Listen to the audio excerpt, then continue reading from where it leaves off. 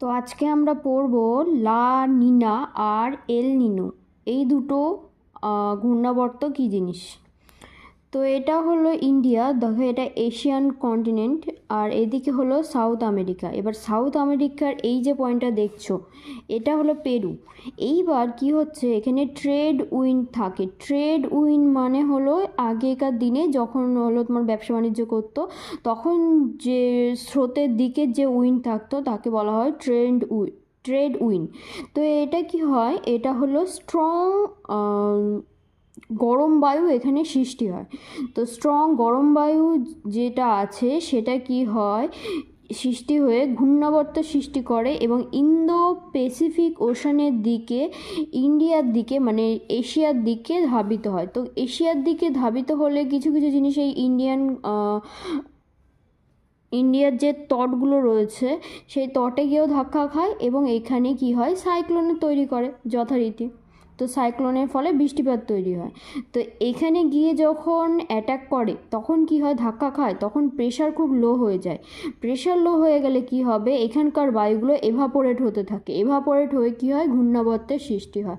ঘূর্ণাবর্তের সৃষ্টি হলে সাইক্লোন তৈরি হয়। সাইক্লোনের ফলে বৃষ্টিপাত হয়। এবার আমরা যেহেতু এখানে চাষবাস করি, সেই জন্য আমাদের ফসল খুব ভালো হয়। তো এই যে ঘূর্ণাবর্ত, ঠিক আছে, একে লা নিনা এফেক্ট বলা হয়। তো এইখানটায় কি হয়েছিল, এই সাইডটা তো বলে নিলাম, এবার এই সাইডটা যেটা আছে সেটা বলবো। এখানে তো গরম বায়ু চলে গেল ইন্দো প্যাসিফিক ওশানের দিকে। তো নিচে যে পুরোটাই তো সমুদ্র, তো কী করবে, নিচের যে মহাসাগরের যে ঠান্ডা জল রয়েছে সে কী করবে, ওপরের দিকে উঠবে, উঠে এই জায়গাটা ভরাট করবে। এইবার তখন কি হবে, প্রেশারটা হবে বেড়ে যাবে, কারণ এখানে গরম ছিল, গরম থেকে ঠান্ডায় যাচ্ছে, ঠান্ডা বায়ু হয়ে গেলে কি হবে, প্রেশার বেড়ে যাবে। প্রেশার বেড়ে গেলে কি হবে, এইখানে তোমার ট্রেড উইন্ড উইক হয়ে যাবে। মানে আগে গরম বায়ু ছিল, এখন ঠান্ডা বায়ু হয়ে যাবে, তার ফলে কী হবে, কোনো রকম বৃষ্টিপাত হবে না এই পেরুতে। আর কি হবে, তাহলে কি ফিশিংটা ভালো হবে। তারপরে এখানে যে গ্লি অ্যালগি যেগুলো রয়েছে সেইগুলো বেশ ভালো জন্মাবে, তাহলে ফিশিংটাও বেশি মানে ফিশিকালচারটাও বেশ ভালো হবে, তার ফলে ফিশিংটাও ভালো হবে। ঠিক আছে। আর একটা হয় কি, এখানে এসে ধাক্কা খেলো, সাইক্লোন হলো, সব কিছু হয়ে গেলে কি হবে, এইখানকার যে গরম বায়ু সে হলো দুর্বল হয়ে পড়বে, দুর্বল হয়ে আবার বাপাস পেরুতে ফিরে আসবে। পেরুতে ফিরে আসলে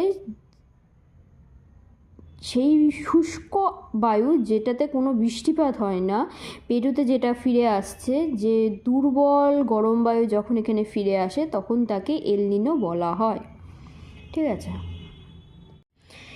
এইবার আমরা পড়ব ইউনিভার্স আর ইউনিভার্সের সোলার সিস্টেমে যা যা আছে সেইগুলো।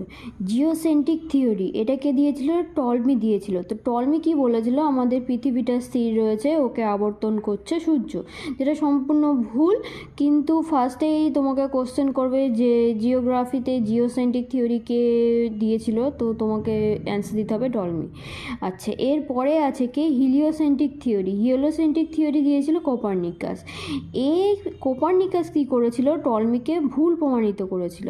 ও বলেছিল কি, সূর্য আমার কেন্দ্রে রয়েছে আর আর্থ চারিদিকে ঘুরে বেড়াচ্ছে, ঠিক আছে, মানে আবর্তন করছে। হ্যাঁ। তারপরে আসছে কি কেপলার এসে কি বলেছিল, প্ল্যানেটারি মোশন আর ল অফ অরবিট সম্পর্কে বলেছিল। এইবার এ হলো ফিজিক্সের 3টে ল সম্পর্কে বলেছিল। একটা হলো law of orbit, law of equal area আর ল অফ টাইম পিরিয়ড। এটা নিয়ে পরে আলোচনা করব।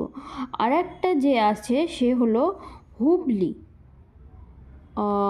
হুবেল এসে কি বলেছিল, কি আছে, হুবেল এসে বলেছিল যে the further we are from any Galaxy, the further it is moving away from আস, মানে গ্যালাক্সি থেকে যত দূরে যাওয়া যাবে তত সে মানে সেই বস্তুটা আমাদের থেকেও দূরে যাবে। স্বাভাবিক, আমরা একটা মিল্কি ওয়ের মধ্যে রয়েছে, সেই মিল্কি ওয়ের থেকে যত দূরে যাবে বস্তু, তার মানে সে আমার থেকেও দূরে যাচ্ছে। এইবার ফিজিক্সের একজন টিচার আছে সে হলো জর্জ লেমেট্রি। লেমেট্রি কি বলেছিল, বিগ ব্যাং থিওরি সম্পর্কে ও আলোচনা করেছিল। বিগ ব্যাং থিওরি মানে কি, যে সমস্ত কিছু মানে যেখানে সমস্ত মানে বিস্ফোরণ তৈরি হয় এবং যেখানে সমস্ত কিছু সমাবেশ হয়ে থাকে, ঠিক আছে। তো ফার্স্টেই যেখানে বিস্ফোরণ শুরু হয়েছিল সেই বিস্ফোরণ এক্সপ্লোশন বলে, তার কিছু মিনিট পরে এখান থেকে নিউক্লিয়াস তৈরি হয়েছিল। সেটা হয়েছিল তারপরে 3 লাখ বছর যখন পার হয় তখন কি হয়, এই নিউক্লিয়াস থেকেই পরমাণু মানে সবচেয়ে ক্ষুদ্রতম কণা অ্যাটম তৈরি হয়। তারপরে কিছু কোটি বছর চলে গেলে আকাশগঙ্গার সৃষ্টি হয়। প্রায় 100 মিলিয়ন গ্যালাক্সি, এই 100 মিলিয়ন গ্যালাক্সি এখানে তৈরি হয় আকাশগঙ্গায়, ঠিক আছে। তারও কিছু আরব বর্ষ পরে কি হয়, ব্রহ্মাণ্ডের বিস্তার হয়, ঠিক আছে। অলমোস্ট 9 বিলিয়ন টাইম পিরিয়ডে আমাদের সৌরমণ্ডল তৈরি হয়, ঠিক আছে। আচ্ছা, 10 বিলিয়নে তৈরি হয় কি, আমাদের আর্থে লাইফ প্রডিউস হয়। তো আমরা এখন যেখানে আছি সেটা হলো 13.7 বিলিয়ন সময়কালে বা 13.7 আরব বর্ষকালে আমরা আজ দাঁড়িয়ে আছি এই বিগ ব্যাং থিওরি থেকে। এইবার দুটো টপিক আসছে, একটা হলো নেবুলা আর একটা হলো গ্যালাক্সি। গ্যালাক্সি কী জিনিস? গ্যালাক্সি হলো যেখানে অনেকগুলো সৌরমণ্ডল অবস্থিত, সেটা হলো গ্যালাক্সি। আচ্ছা, সেটা আমরা সবাই জানি। নেবুলা কি? নেবুলা হলো কিছু ডাস্ট পার্টিকেল, যখন কোনো মেঘের ধুলো H2, ব্রহ্মাণ্ডে কী আছে, প্রচুর পরিমাণে হাইড্রোজেন গ্যাস উপস্থিত আছে। তো হাইড্রোজেন গ্যাসের সাথে ক্লাউডের ডাস্ট যখন মিক্স আপ হয় তখন তাকে নেবুলা বলা হয়, ঠিক আছে। নেবুলা হলো খুবই ইম্পর্টেন্ট। আচ্ছা, আমরা কোথায় থাকি? আমরা মিল্কি ওয়েতে থাকি। মিল্কি ওয়ের নাম হলো মন্দাকিনীর মধ্যে থাকছি। এই গ্যালিলিও ফার্স্ট এটা দেখেছিল, ঠিক আছে। আমাদের মন্দাকিনী দেখতে কীরকম, স্পাইরাল টাইপের হয়। এটা আমাদের গ্যালাক্সির নাম হলো মিল্কি ওয়ে। আচ্ছা, নিহারিকার নাম হলো স্যাটেলার নেবুলা। এটা পরিমাপ করা হয় চন্দ্রশেখর লিমিট দিয়ে, CSL চন্দ্রশেখর লিমিট। তো এর পরিমাপ করা যায় কি করে, মাস অফ দ্য সান মানে সূর্যের যে মাস, ভর যেটা, সেটা ইন্টু 1.4 যদি গুণ করি তাহলে তাকে বলা হয় চন্দ্রশেখর লিমিট। এইবার যখন কোনো ম্যাসিভ স্টার কিংবা যে কোনো স্টারের ভ্যালু যদি গ্রেটার দ্যান CSL মানে চন্দ্রশেখর লিমিটের থেকে বেশি হবে তখন তাকে বলা হয় ম্যাসিভ স্টার। যদি কম হয় তখন তাকে বলা হয় অ্যাভারেজ স্টার, ঠিক আছে। তাহলে CSL লেস দ্যান CSL হলে তাকে অ্যাভারেজ স্টার বলা হয়, গ্রেটার দ্যান হলে ম্যাসিভ স্টার বলা হয়। আমাদের সূর্য কি? আমাদের সূর্য হলো সূর্যের মাস ইন্টু 1.4। তার মানে কি, এটা কখনোই গ্রেটার দ্যান হতে পারে না, লেস দ্যান CSL হবে। তার মানে আমাদের সূর্য হলো অ্যাভারেজ স্টার। এটা বহু যুগ পর গিয়ে বিলিয়ন্স টাইম পরে গিয়ে কি হয়, এটা হোয়াইট ডোয়ার্ফে পরিণত হয়, ঠিক আছে। আচ্ছা, আর ম্যাসিভ স্টার বহুত পরে মানে বিলিয়ন্স টাইম পরে গিয়ে সুপারনোভাতে তৈরি হয়। সুপারনোভা পরে গিয়ে দুটো ভাগে ভাগ হয়ে যায়। একটা হলো ব্ল্যাক হোলস মানে যে সমস্ত কিছু নিজের মধ্যে সীমিত করে নেবে, মানে লাইটটাকেও সে কোনোদিনও বের হতে দেয় না। আর একটা হলো নিউট্রন স্টার, মোট কথা নিউট্রন তৈরি হয় আর সাথে ব্ল্যাক হোলস তৈরি হয়।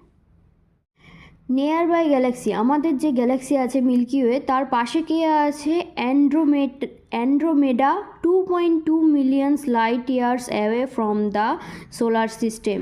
এটা আমাদের অ্যান্ড্রোমেডা হলো আমাদের গ্যালাক্সির থেকে মিল্কি ওয়ে থেকে 2.2 মিলিয়ন দূরে রয়েছে। আচ্ছা, দেন হলো লাইট ইয়ার কি? It is defined as the distance travel by the light in 1 year. Light year মানে কোনো আলোকবর্ষ কিংবা কোনো গ্যালাক্সির দূরত্ব মাপার জন্য লাইট ইয়ার ইউজ করা হয়। পারসেকও তাই, বিশাল বড় দূরত্ব পরিমাপ করার জন্য পারসেক ইউজ করা হয়। 1 light year equal to 9.46 into 10⁻15 metre, আর 1 parsec equal to 3.08 into 10⁻16 metre. এবার একটা কোশ্চেন আছে, the path of each planet around the sun is elliptical dash. তো প্ল্যানেটের পাথ ইলিপ্টিক্যাল, এটা the path of each planet around the sun is elliptical. কে বলেছিল? Kepler বলেছিল। আচ্ছা, কেন্ট কি থিওরি দিয়েছিল? এরপরে তিনটে পরপর বিজ্ঞানী আসবে। কে কে আছে? বিজ্ঞানী কেন্ট এসে বলেছিল গ্যাসিয়াস হাইপোথিসিস। ল্যাপ্লাস বলেছিল কে? Nebula hypothesis. তারপরে জেমস অ্যান্ড জেফ্রি এসে বলেছিল টাইডাল হাইপোথিসিস। এই টাইডাল হাইপোথিসিস খুবই গুরুত্বপূর্ণ। এখানে তিনটে জিনিস ভ্যারি করবে। একটা হলো স্পেরিক্যাল মানে গোল, রোটেট মানে ঘূর্ণন, রিভলিউশন মানে পরিক্রমণ। আচ্ছা, এটা যদি আমাদের সূর্য হয়, সূর্যের ভেতরে করে কি আছে? করে গ্যাস আছে, কিছু কোর পার্টিকেল রয়েছে যেগুলো তোমার ভারী হবে, কিন্তু বাইরের দিকে আছে কি, যে ম্যাগমাটা আছে সেটা হলো লিকুইড আকারে রয়েছে। এর ফলে কি হচ্ছে? এর মোশন আছে, আর কি আছে? এর মধ্যে ক্রমশ নিউক্লিয়ার ফিউশন তৈরি হচ্ছে। নিউক্লিয়ার ফিউশন মানে হলো ফিউশন তৈরি হচ্ছে। এরপরে কি আছে? হাওয়াতে আছে। এইবারে এর কিছু টাউডাল মানে কি, লিকুইড আছে, তার মানে কি ঢেউ থাকবে। ঢেউয়ের ফলে কি হচ্ছে? এই হাওয়াতে সারফেস টেনশনের জন্য এর চারপাশ দিয়ে যখন কোনো গ্রহ চলে যায় সূর্যের চারপাশ দিয়ে, তখন এই টাইডালের মধ্যে দিয়ে এই তরলগুলোকে নিজের দিকে আকর্ষণ করে। এটা এই যে লিকুইড পার্টিকেল এই সূর্য যে ধরে রাখছে, সেটা শুধুমাত্র সেন্ট্রিফিউগাল ফোর্সের জন্য, মানে কেন্দ্রাতিক বলের জন্য এটাকে আকর্ষণ করতে পারছে, মানে এই টাইডালটাকে ধরে নিচ্ছে। যখন সূর্যের থেকে এই পাশের নক্ষত্রের পাশের যে স্টারটা রয়েছে যে চলে যাচ্ছে, তার শক্তি যদি বেশি হয়, তাহলে কি হবে? এখান থেকে বিন্দু বিন্দু আকারে কিছু টাইডাল ভেঙে আসবে। ভেঙে কি হবে? এই সূর্যের সেন্ট্রিফিউগাল ফোর্সের ইয়েতে এর চারপাশে অক্ষ বরাবর ঘুরতে থাকবে, ঠিক আছে, সূর্যকে কেন্দ্র করে। তো এইগুলো গোলাকার হয় কেন? কারণ এই টাইডাল হাইপোথিসিসের জন্য। কারণ কি? যখন কোনো জলবিন্দু দেখবে সেইগুলো গোলাকার হয়। কারণ কি? Because of surface tension. Surface টেনশনের জন্য হাওয়াতে এইগুলো গোলাকৃতির হয়। এবার এইগুলোই তোমার পরে পৃথিবী, মঙ্গল, শুক্র, বৃহস্পতি হয়ে থাকে। এটা বিকজ অফ টাইডাল হাইপোথিসিস। সূর্যের সবচেয়ে কাছের গ্রহ কে আছে? বুধ, মার্কারি, দেন ভেনাস, দেন আর্থ, দেন মার্স, এসবে, দেন জুপিটার, দেন সার্টেন, দেন ইউরেনাস, নেপচুন, ঠিক আছে।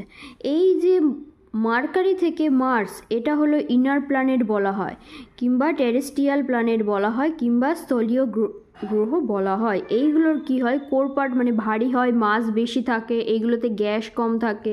আচ্ছা, বৃহস্পতি মানে জুপিটার, সার্টেন, ইউরেনাস, নেপচুন, এইগুলো কি আউটার প্ল্যানেট বলা হয়, মানে বাহারকা গ্রহ, ঠিক আছে, মানে বাইরের গ্রহ, গ্যাসিয়াস অরিজিন হয়। আর কি হয়? গ্যাস হয়, আর এইগুলোর মানে মাস খুব কম হয়, আর জেভিয়ান প্ল্যানেটও বলা হয়, ঠিক আছে। এইগুলোর এই যে এদের যে টেরেস্ট্রিয়াল প্ল্যানেট, তারপরে জেভিয়ান প্ল্যানেট, এদের গ্যাস বেশি, কার মাস বেশি, এইগুলোর নির্ধারণ কে করে? IOU, ইন্টারন্যাশনাল অ্যাস্ট্রোনমিক্যাল ইউনিয়ন করে। 2006 সালে প্লুটোকে এরা 9th প্ল্যানেট বলা হয়। প্লুটোর বাংলা নাম হলো যম। একে ডোয়ার্ফ প্ল্যানেট বলা হয় কারণ এর রং মোশনের জন্য একে ডোয়ার্ফ গ্রহ হিসাবে গণ্য করা হয় না।